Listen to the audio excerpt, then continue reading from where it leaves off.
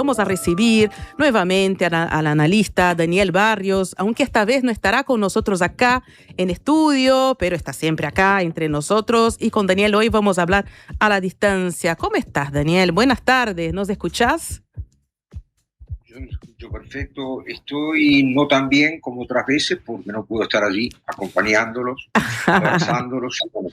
Igual, mi presencia a distancia siempre es una presencia para mí muy importante. Muchísimas gracias, Daniel. Sí, te extrañamos por acá, te extrañamos. Daniel, la semana pasada se dio un encuentro muy importante, pero que pasó un poco desapercibido en la agenda internacional. Había mucha cosa también, ¿no? Y es que el presidente chino Xi Jinping estuvo en Corea del Norte, donde fue recibido por Kim Jong-un. Ambos reafirmaron la solidez de su alianza y algunos, o muchos, o todos, vieron también como un control de China sobre los desarrollos de varios órdenes, pero sobre todo nucleares, de Corea del Norte. ¿Qué importancia tiene este vínculo para China? Y también para Corea, por supuesto. Sí, yo la verdad que tengo que felicitar a nuestro productor, a Gonzalo, porque efectivamente fue él el que me propuso el tema. Que, como tú bien decías, yo no sé si intencionadamente o no, pero que fue ignorado por la prensa, sobre todo por la prensa occidental. Y que, en mi opinión, como voy a tratar de alguna manera de compartir con ustedes, es de los acontecimientos del punto de vista diplomático, no solo de importancia relevante para los dos países involucrados, me refiero a China y Corea del Norte, sino para el equilibrio, en primer lugar, geopolítico, regional y también para el equilibrio geopolítico mundial. Uh-huh. Primero, para dar un poquito de contexto, y voy a citar al presidente Xi Jinping para entender las relaciones entre ambos países, cuando hizo referencia llegando a Pyongyang, a una amistad de sangre. ¿Por qué digo esto? Porque tenemos que tener en cuenta que no es una metáfora, sino que fue la intervención de cientos de miles de soldados chinos los que permitieron salvar a lo que es hoy Corea del Norte en la guerra que tuvo inicio en 1950 y terminó con un armisticio, porque nunca se firmó un tratado de paz en julio de 1950. Esto también tener en cuenta, para entender lo estratégico de la alianza, la República de Corea, la República Democrática de Corea, fue el segundo país del mundo que reconoció a los 5 días de constituida, el 6 de octubre de 1949, a la República Popular China. La primera fue la entonces Unión Soviética. Pero ¿por qué efectivamente la guerra de Corea? También, repasando un poquito, la península de Corea era una sola, no existía Corea del Sur y Corea del Norte, había sido colonia japonesa durante los 35 años anteriores a el fin de la Segunda Guerra Mundial. Cuando efectivamente la derrota de Japón, devuelven la península de Corea, se divide en dos, que es la actual, pero con la perspectiva de ser una sola república. Era dividida por el paralelo 38, el norte pasaba a ser administrado por la Unión Soviética y al sur del paralelo 38 por los Estados Unidos. En ese cuadro comenzaron una serie de conflictos, etcétera, pero Kim Il-sung, el abuelo del actual gobernante, jefe de la Corea del Norte invade Corea del Sur, lo que significó una reacción inmediata y el envío de las fuerzas militares, en el cual 90 de Naciones Unidas eran otros 20 países, pero con una preponderancia del 90% de los Estados Unidos. ¿Qué ocurrió allí? Que allí ya se empezó a ver lo que hoy sigue siendo estratégico para China, la existencia de la República Democrática de Corea del Norte. Porque es lo que se llama una zona de amortiguamiento, o los americanos llaman una buffer zone, para impedir o aislar o separar lo que es la presencia de las tropas de los Estados Unidos en Corea del Sur. No se olviden que Corea del Norte tiene 1.400 kilómetros de frontera con la República Popular China. Yo estuve en esa frontera 3 veces, y que efectivamente, de no existir Corea del Norte, significaría que la presencia de Estados Unidos y la amenaza militar que eso puede suponer, que hoy existe esa presencia en Corea del Sur, estaría en la frontera de China. Entonces, es una alianza, yo diría, fundamentalmente del lado chino hay un interés directo en un tema de seguridad nacional. De allí la importancia que le da la República Popular China a su país vecino. Es tan grande la importancia, y por eso vuelvo al porqué de esta nueva cumbre, es tan grande la importancia que la primer visita que hace al exterior en los ya 6 meses que pasaron de este año, Xi Jinping, es a la República Democrática de Corea. Además, fíjense, no sé si lo curioso, pero lo que intrínsecamente también está presente en esta movida de China. Esta también es la primera visita que hace el presidente Xi Jinping en 7 años. O sea, la última vez que había estado Xi Jinping en Corea había sido en el 2019, antes de la pandemia y fundamentalmente antes de la guerra Rusia-Ucrania. Esto que yo llamo el factor Ucrania es decisivo para entender también la importancia que China le da a la República de Corea, a Corea del Norte, llamémoslo así para así. ¿Por qué digo esto? Porque el factor Ucrania significó una alianza sin precedentes entre Rusia y la República Popular de Corea, que ha sido el principal sostenedor, enviando misiles, drones y 15.000 militares de élite coreanos de la guerra entre Rusia y Ucrania. Al punto tal que en el 2024, en uno de los encuentros entre Putin y Kim Jong-un, firmaron un acuerdo de defensa recíproca. ¿Qué quiere decir?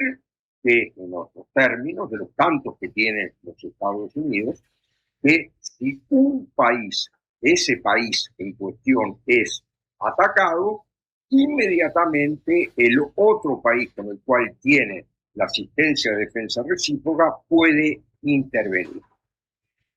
Fíjense también otra cosa, que para analizar la importancia estratégica de China que tiene Corea para China, que con el único país, repito, único país del mundo con el cual China tiene ese tipo de tratados de asistencia en caso de defensa, asistencia recíproca, es con Corea del Norte.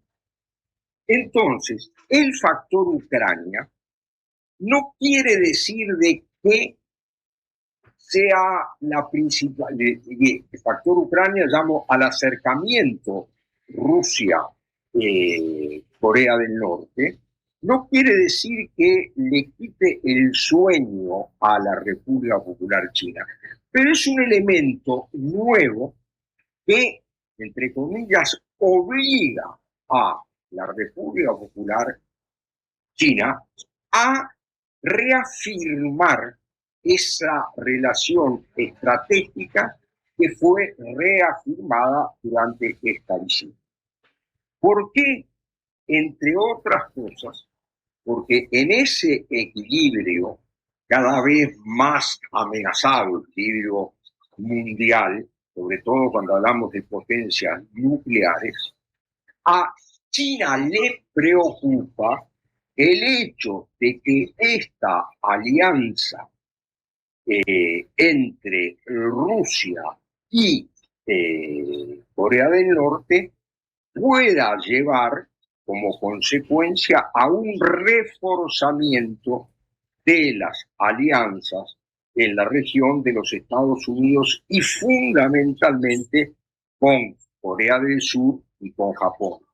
Cosa que en la disputa, en particular en la región Indo-Pacífica, es lo peor que le puede pasar a la República Popular China.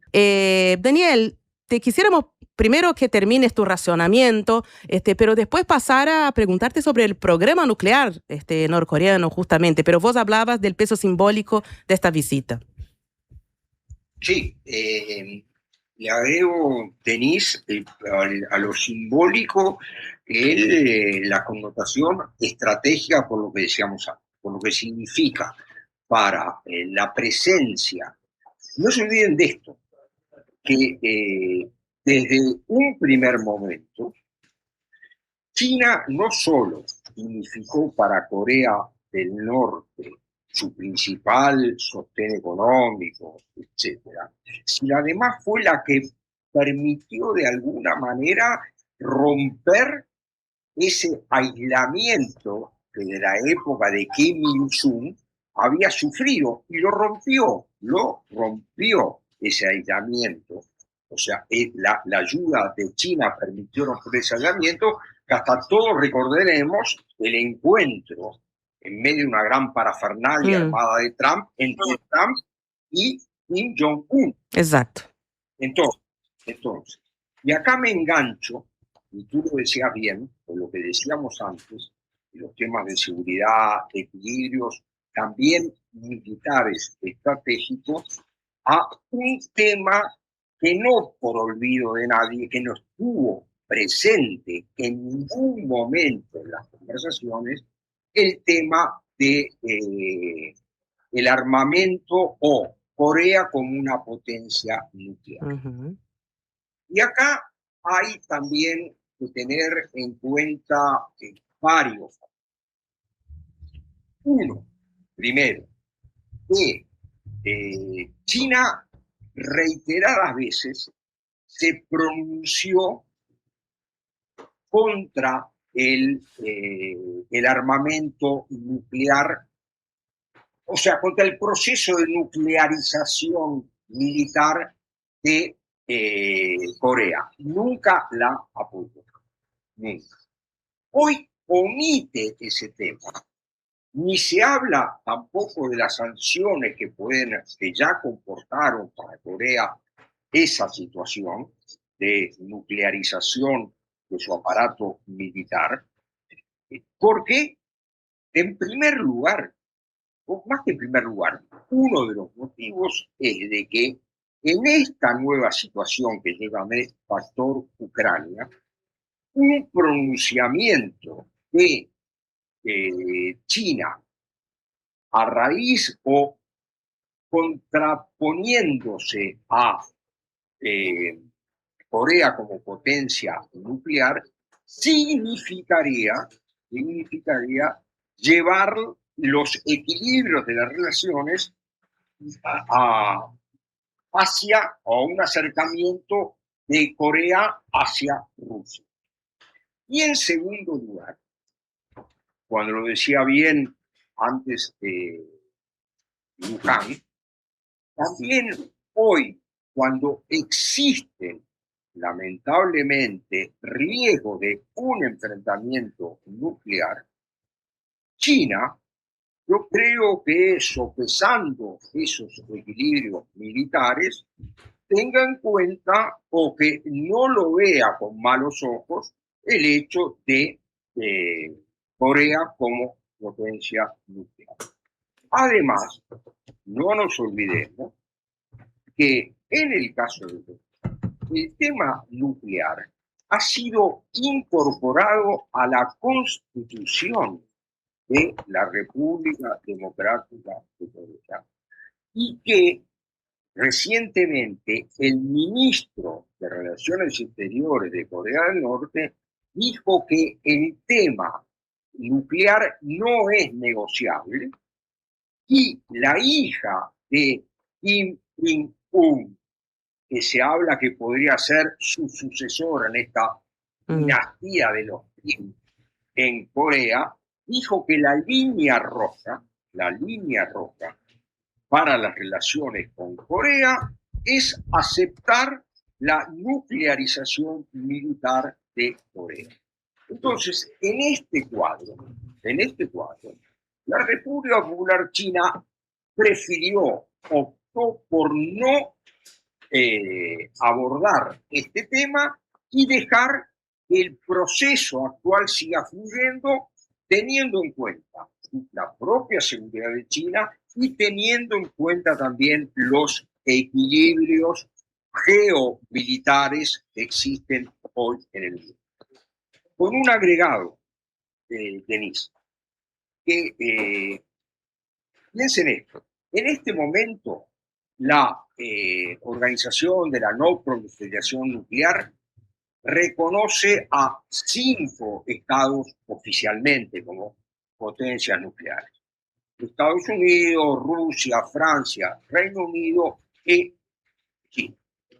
Y hay 4, son India, Pakistán, Israel y Corea del Norte, que a pesar de no estar reconocidos oficialmente por la Asociación de la No Proliferación, evidentemente, y Luján lo decía bien, tienen armamento nuclear. Se calcula que Israel tiene más de 200 ojivas. Entonces, fíjense, para ver la posición de el presidente Xi Jinping, a excepción de Israel, recibió en Beijing a todos los jefes de gobierno de los países que son potencias nucleares, todos a excepción de Israel. Y entre otras cosas, como lo habíamos dicho antes, recibió con una distancia de 3 días a Rusia y Estados Unidos, que explican el 90% del arsenal. ¿Por qué hago esta precisión?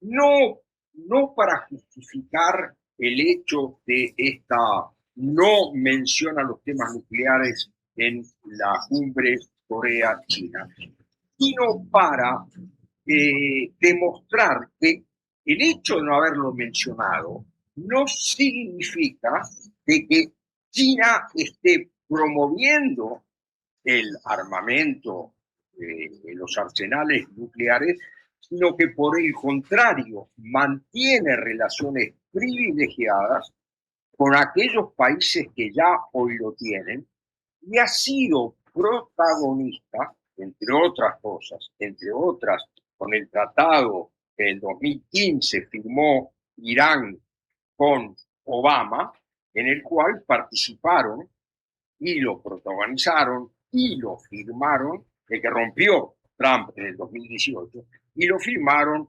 Rusia, Francia, Reino Unido, China y la Unión Europea. Entonces, yo lo que quiero es que no se confunda, porque hay prensa occidental que ha alimentado, lo poco que ha escrito de esta cumbre, que ha alimentado el concepto de que la ausencia del tema de la nuclearización militar de Corea podía significar una vuelta o un paso más de China promoviendo lo que significaría el armamento nuclear coreano en una perspectiva de ganar aliados en una supuesta guerra nuclear. Eso no lo quiere China, sin lugar a duda, y tampoco si hoy China tiene esta posición con respecto a Corea, es producto de una política china que entiende de alguna manera de estar atenta no solo al tema de Corea, sino al resto de los países que hoy tienen un arsenal nuclear, promoviendo obviamente hasta las últimas consecuencias el entendimiento. Daniel, te voy a sacar un ratito de Corea del Norte para quedarnos con China, pero vamos a sostener todavía la idea de lo nuclear, o por lo menos la cuestión de quiénes tienen efectivamente armas nucleares, para pensar un poco en el eje, si te parece, China-Pakistán sobre todo, y también China-Pakistán en relación a India, China-Pakistán en relación a Irán y a este acuerdo finalmente de pacificación entre Estados Unidos e Irán, porque me interesa que nos cuentes un poco en qué medida ha impactado o ha jugado este rol de China que parecía, entre comillas, muy entre comillas lo voy a decir, no involucrarse en el conflicto de Estados Unidos e Irán, pero que a través de Pakistán, como mediador, tuvo un rol preponderante. Entonces, ¿cómo fue esa contribución? ¿Cómo fue esa función de China? No me gusta a mí decir titiritero ni mucho menos, pero sí actuando mediante Pakistán también en esta mediación, y qué rol tiene y por qué tiene este vínculo tan fuerte con Pakistán. Bueno, a ver, creo que lo mencionábamos la vez pasada que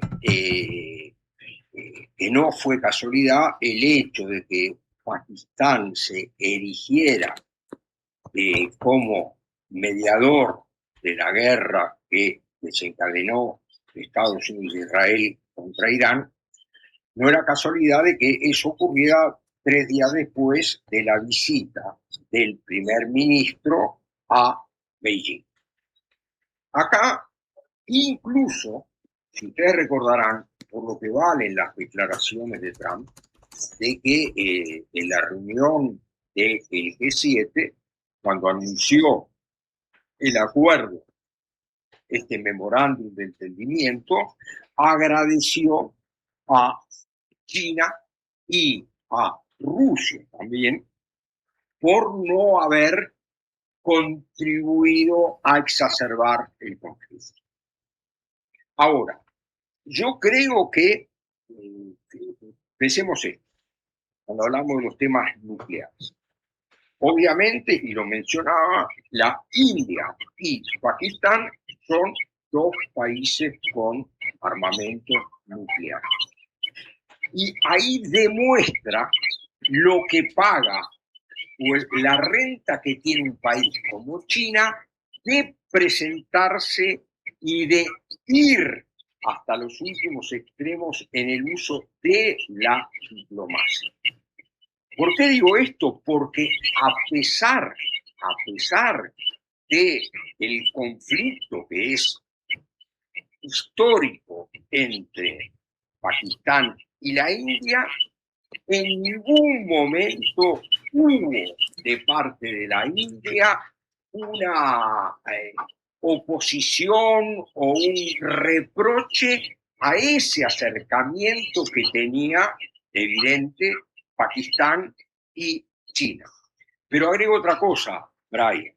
Esa diplomacia china también ha tenido su renta cuando Pakistán y la India son protagonistas en primerísima persona de organismos multilaterales promovidos por China. Entonces, yo acá quiero, a ver, ustedes lo mencionaron de alguna manera. Hoy es más evidente la capacidad que tiene China de tejer un conjunto de alianzas en la perspectiva de lo que ellos llaman una comunidad de futuro compartido, con lo que es la política diplomática de Donald Trump. Ustedes mencionaban al empezar lo que el último exabrupto en relación a la primer ministra italiana Giorgia Meloni. A eso le podemos sumar el desprecio a Steinmeier cuando le dijo, bueno, sos Churchill, o a Merz, como decían ustedes, no digas tontería, al Papa, que hasta Vance lo llama a lecciones de teología, hasta lo que puede significar Macron, etc.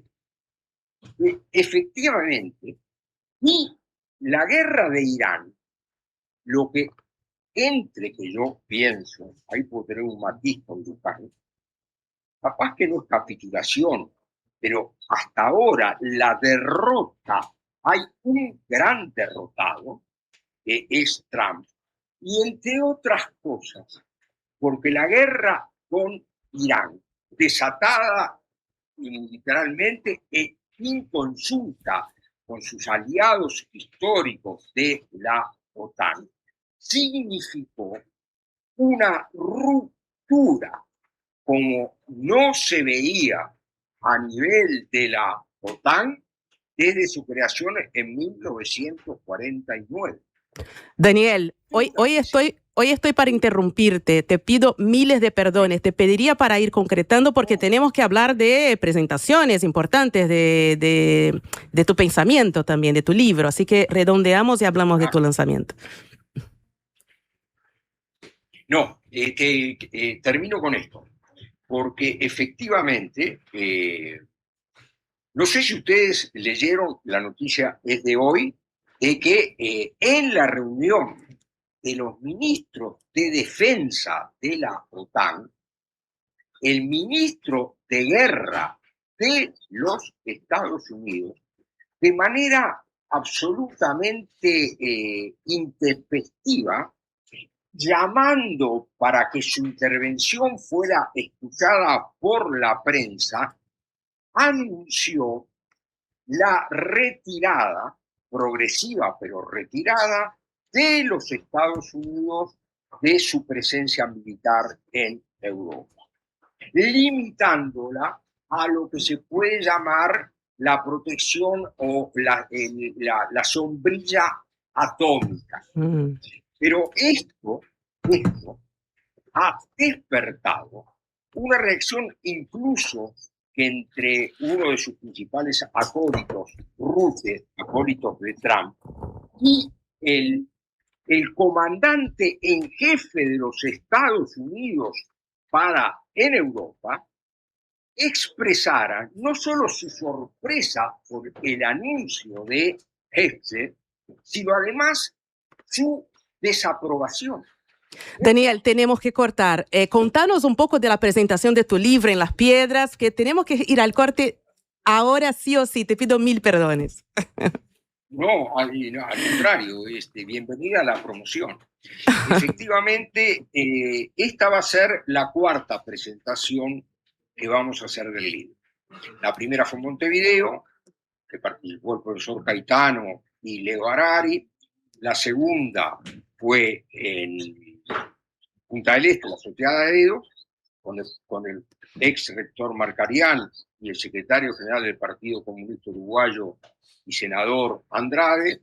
La tercera fue en San José, y esta cuarta está promovida u organizada por el subsecretario del Ministerio de Ganadería, Matías Carámbula, hijo de el ex intendente de Canelones y dirigente histórico del Frente Amplio, Marcos Carámbula. Esto yo le atribuyo mucha importancia, no tanto, Denise, por la presentación de mi libro, sino por lo que mi libro pueda estimular para poner sobre la mesa el tema de la República Popular China. Daniel, muchísimas gracias. Perdóname, hoy estamos del tiempo tirano, ya tenemos al colega esperándonos, pero también te esperamos acá en estudios en la próxima intervención.